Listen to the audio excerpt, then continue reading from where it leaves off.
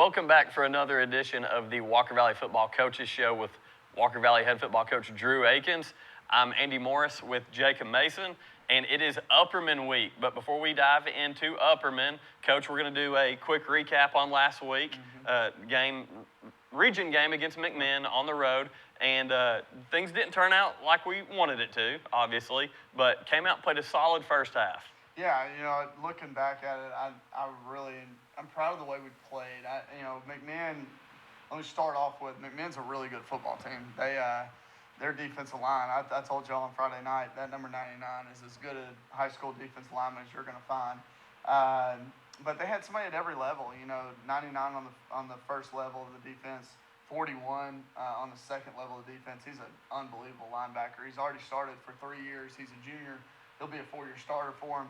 And then 9 and 16 in the back end, 6 played some safety. All those guys just kind of kept us from springing the big run.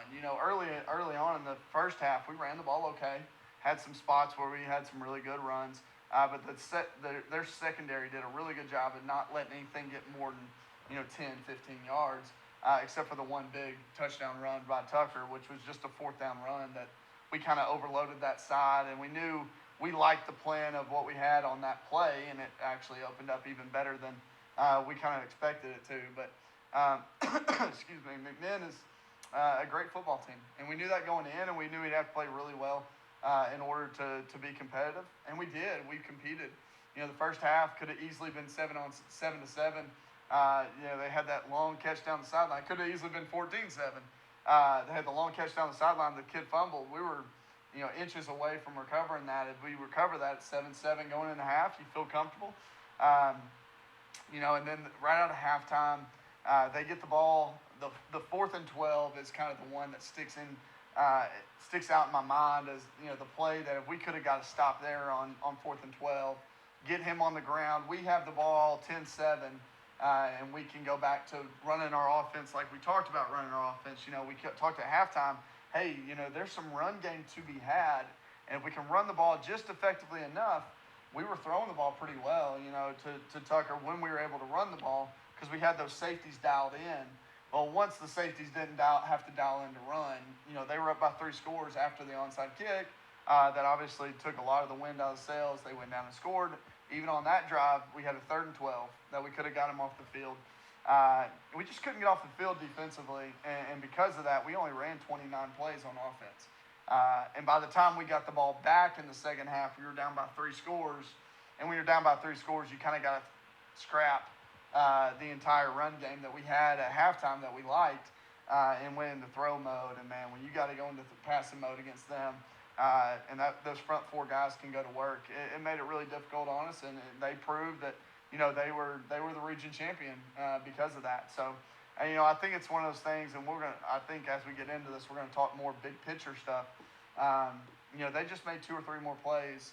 The onside kick being a big one. And Coach, kind of changed the momentum. You mentioned 16 defensively, but what he did at quarterback, the way he impacted the game, you talked about specifically the 4th and 12. Very impressive play by McMinn quarterback number 16. Yeah, that kid's a good player. We knew that. And honestly, I think, when number 9, early in the season, number 9 was playing quarterback. He's played quarterback for him for a couple of years now. And he went down with an injury. His shoulder, he had a shoulder injury. And when he came back, he couldn't throw it as well. So they moved him to running back and put 16 at quarterback. Well, when that happened, they went from 1 really dynamic kid in the backfield to 2 really dynamic kids in the backfield. And really, he didn't hurt us throwing the ball. We knew, hey, let's get him into long yardage, 3rd and 12, 4th and 12, and then let's make him throw to beat us. So we got him into that situation, but what we didn't account for was him, not throwing the ball and taking it down and running. It reminded me of a little bit what Carter's quarterback did, where, we covered him so well that they didn't have to throw. They went one-on-one with a backer, and we just missed some tackles there. That if we get him on the ground and we get the ball back, we run more plays, we rest our defense more. It kind of all has this trickle-down effect through it all. But, man, that's what big-time players do. And when we talk about, those competitive games, it's going to come down to 1 or 2 plays. And who makes those 1 or 2 plays is going to determine who wins the ball game. and they made those two or three plays that kind of got us out of reach, and it kind of cost us an opportunity to be really competitive there at the end. Yeah, you talked about the onside kick. It was almost like once the Ray County game. Once you're exact antithesis for us, right? When you're on the field that long as a defense, it's just hard. You start missing tackles, things start to happen. So and they leaned on you. Yeah, that front. They're young, but they're big, yeah. and they start leaning on you. So, it was the exact antithesis of what we did to Ray County. We ended the second half. We got the ball. We went down and scored. We onside kick and got the ball back. It was the exact opposite. They had the ball to end the second quarter. We got a stop, thankfully. So we got that stop, but then they go right back on offense. We got a 4th and 12, and we don't get them on the ground, so that kind of takes the wind out of your sails already. They go down and score. They make it 17-7. Still can stay in our. At that point, I think it was probably. I think there was probably still 7 or 8 minutes left in the third quarter at that point. So we still can stay in our offense. We still got plenty of time. We can go get in our run game. That allows Evan to kind of, we talked about it all year long. We've talked about we are best when we run the ball and then Evan kind of plays off the run. Well, at 17-7, if we get the ball, especially if we get the ball, after recovering it on the 48-yard line, the minus 48, we can definitely be in that offense. But we didn't. We didn't get that ball. So then it led to them being, going right back out there with a defense that's already tired. They've already been on the field for 4 or 5 minutes to start the quarter. They go right back out there, and that's what you said. They just kind of start leaning on you. And we stood our ground defensively. I thought we played really well defensively throughout the whole night. We got them to 3rd and 12. The 16 scrambled out. We attacked a little early, I think. For 3rd and 12, you want to stay back, make him cross the line of scrimmage, and then come up. We attacked a little early, and he was able to hit the pass on our sideline right in front of us. That kind of allowed them to sustain that drive. On 3rd down, I think they were 41%. We were 41% getting stops, which means they were close to 60% for 3rd and 4th down conversion rate, and that's a high conversion rate. When you look at what we're trying to do defensively, you're trying to get 3 out of 10, where you hold them 3 out of 10 on 3rd down, and they were about 6 out of 10. So, when you can't get off the field, that we just had no rhythm on offense. We had no real scheme at that point. We got the ball. I think there was probably 2 minutes left in the third quarter, exactly like we did to Ray County. And there's just not enough time at that point. With 3 scores down, you got to kind of get into, chasing past stuff. And when those safeties aren't in the run game, it makes it harder to get those throws off. So, kudos to them. That's a big call by Coach Cagle to make that call at that moment, because if we recover that, like I said, we're right there in it, and we can stay on our offense, but we didn't recover it. We had a fix-it period today. I know we've talked about the fix-it period the last couple of weeks. We had a fix-it period, and that's coaching, man. We didn't prepare our guys as coaches well enough to recognize that. So we got out there today and we said, hey, here's what they normally are in. Here's what they were in when they onside kicked it. What looks different? And we were able to identify, hey, that looks different. How do we adjust to it? Well, here's how we're going to adjust from here forward. So, it's painful doing that after a loss. It's painful doing that after a loss that really was a big play in the loss. But we've got to do a better job coaching our guys, and that was an opportunity for us to go back and fix a mistake that we made. So, again, there's big picture things with this as well that I'd love to get into. But in the end, man, those were the big plays of the game. Early on, we got the ball. First half, I think offensively, a mistake that we made. We were on our plus 32 after a punt, and we got a holding call, and then we went holding call, incomplete pass, complete pass to Tucker that got us back in reasonable distance, but then we ended up punting on that drive. It was 7-7 at that point. If we can find a way to go get points there, 10, 14-7, now we have the lead. Maybe things turn out differently. That was a mistake by our offense where we just got to go find a way to score there, and that holding penalty cost us. It goes back to, hey, there's 1 or 2 plays. They made those 1 or 2 plays, and we didn't. So. Yeah, and as you said, a tale of 2 halves, really, because of what McMinn did more so offensively in the second half. Yeah, especially with the time of ball. possession. They had the ball the whole time. You know, we had 29 total plays for the game, and most of those were in the first half. So, and listen, that's not like I said, we couldn't get off the field defensively, but we also played really well defensively. It can be both. Yeah. So, you know, I thought they were in bad spots. You know, the scoring drives was a punt that they returned inside the 50. They scored on that drive. And then we had the kickoff right after halftime that they returned to our side of the 50, and they scored on that drive. So, and then I think another drive that they started inside the 50, we got to stop. No, that was a different drive. So I think, you know, 3 out of their 4 drives started inside the 50. That's asking a lot of your defense, and for them to still only give up what they gave up in the first half, especially was big. You know, big by our defense keeping us in the game. And we just never could find a rhythm offensively. Yeah, one last thing before we talk about those big picture things. One player from McMinn I wanted to highlight was the kicker. Yeah, that's a weapon.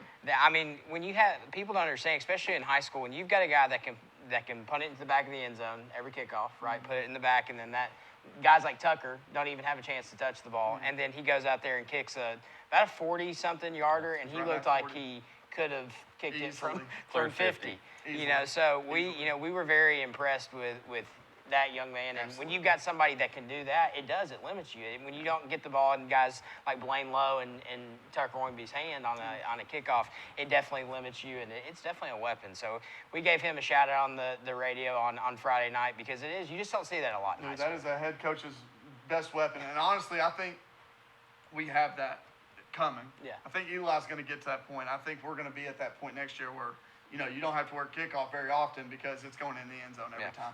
I think Eli Wilson's going to be that for us. He's got to get a little stronger in the offseason. He's done it a few times this year where he kicks it in the end zone, and man, he's had some very big moments. That can make you take a deep breath, and you know they have to drive 80 every single. The one time he missed it, we returned it to the 30, we scored. So think about the difference in that. You know, I know that 10 yards doesn't seem like a big deal, but as an offensive play caller and as an offense, it feels like a huge deal. That's one less first down I have to get. It kind of gives you some breathing room where you can take more chances.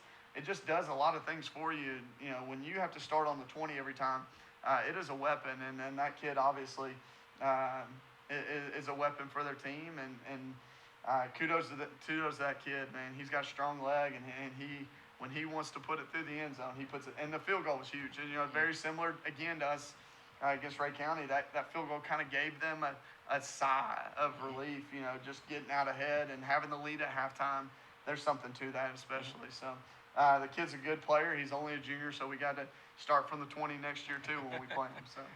So with that, we're going to take a quick commercial break, and when we come back, we're going to discuss this week's game against Upperman.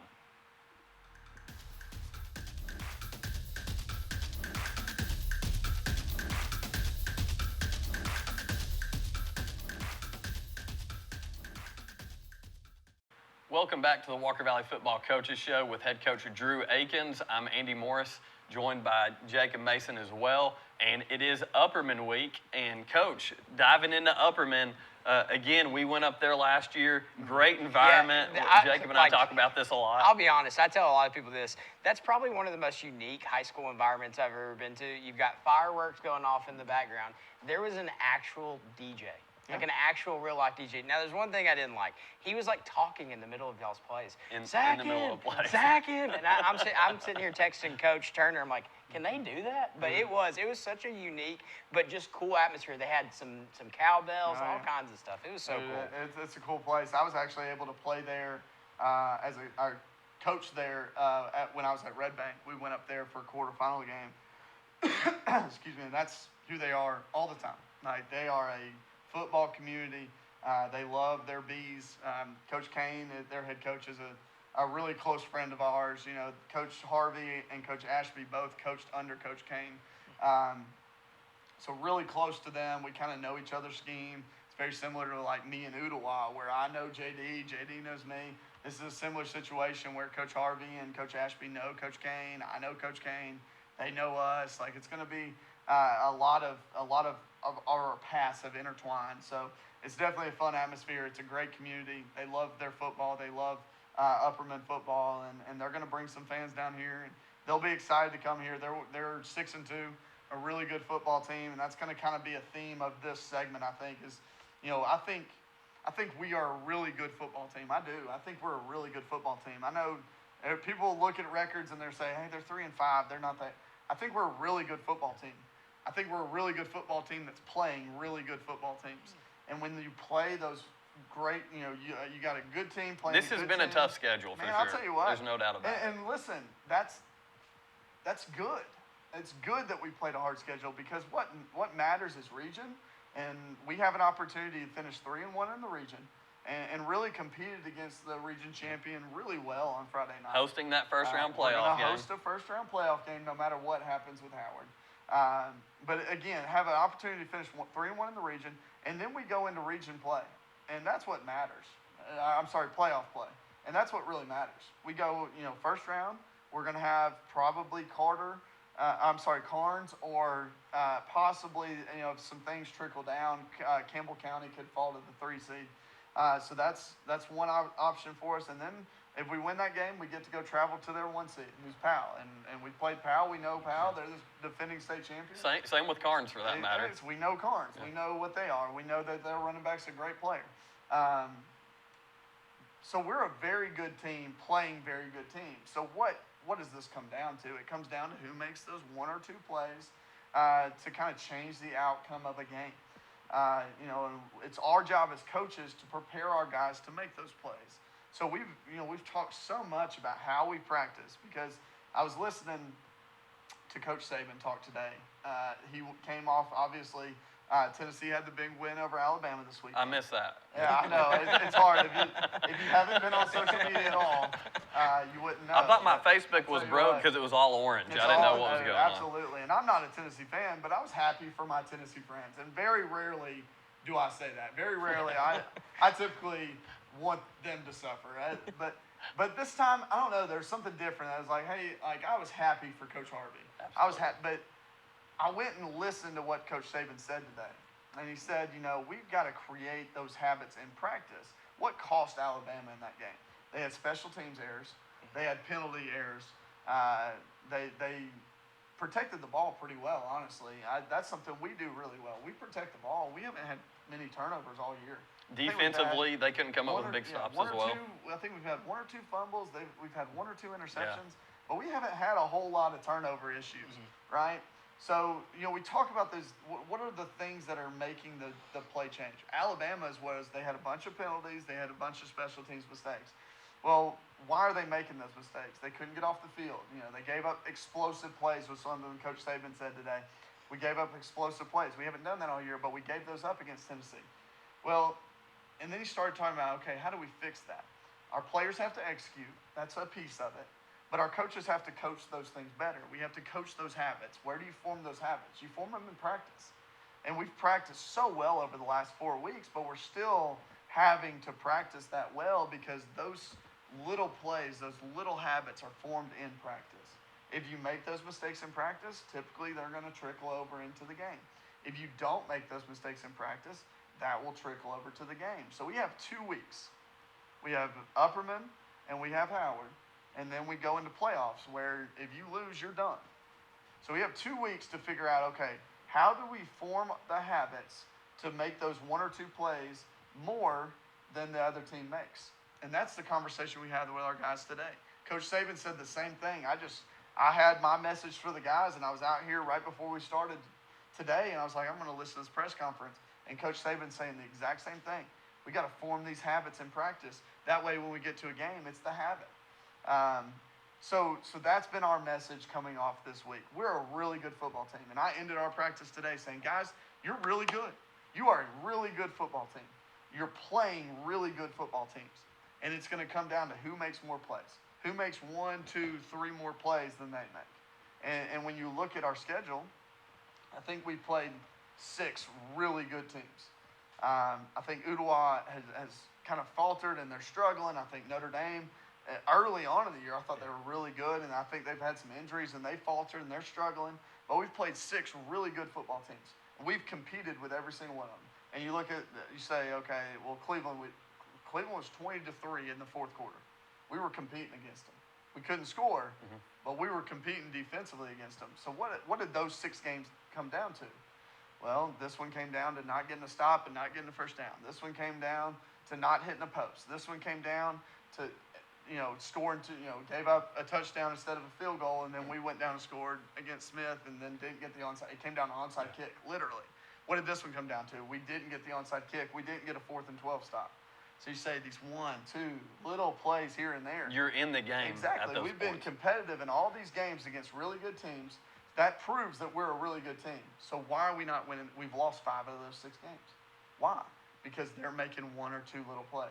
So we've got to continue to coach our guys. Hey, guys, if you make those 1 or 2 little plays, you start winning. And now you win this one. You win the next one. You win the first round. Now you're going against Powell, and you're in a situation where now we're, once again, go make 1 or 2 more plays than they make. And that's been our message, and that's been what we have to do a better job as coaches, preparing our guys to make those plays.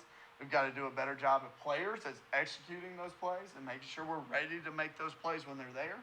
I think Zeke is a great example of this. Zeke has really come on as a sophomore for the first time he's ever played Friday night. He had an opportunity on the 4th and 12 to get the guy on the ground, and it didn't happen. But now we went back and physically corrected that. We went out today and said, Zeke, we're in our speed personnel. You're spying the quarterback. We're going to escape. You got to make the tackle.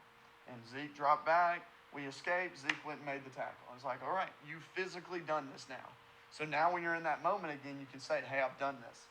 And he has improved each week. That's one thing that we've taken notice of, how much you've used him in different ways. Different spots. Exactly. Yeah, we're asking a lot out of Zeke.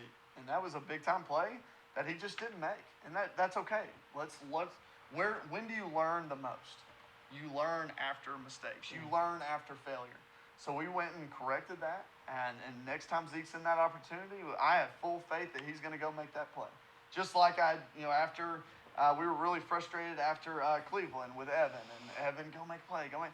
But I fully believe that Evan was going to go make those plays. And the next week, he essentially leads us to a victory over Ray County. He himself, he went and offensive line obviously had a huge piece of it, but he had 100 rushing, 100 passing. I believe in our kids. We're really good football players. We're a really good football team. So let's learn how to create habits of going and making these plays.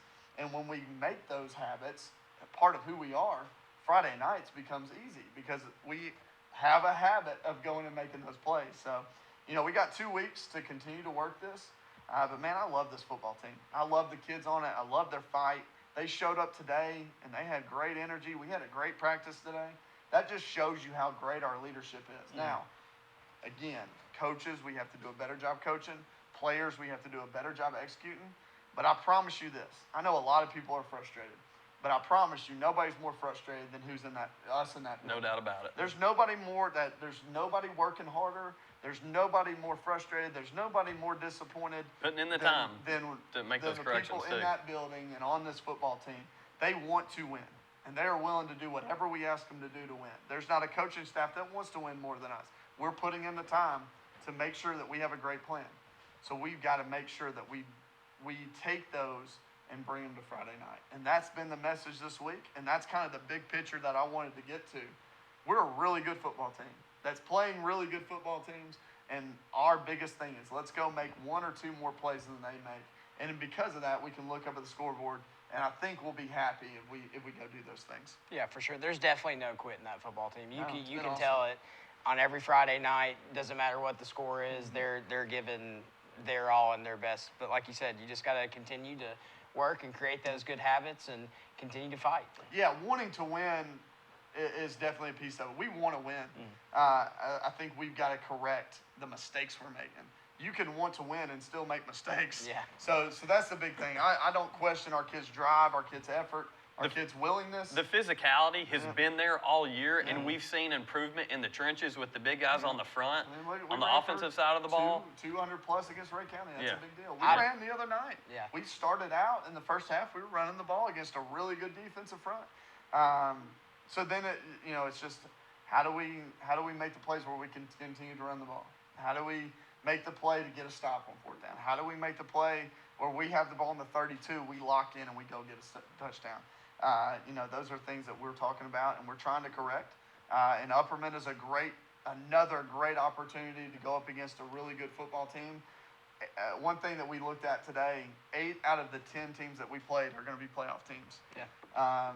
So we've got to go match. We got to go match those teams. And what that's done is it's prepared us to go into November. No doubt, battle tested. We've seen playoff teams. We know what playoff teams look like.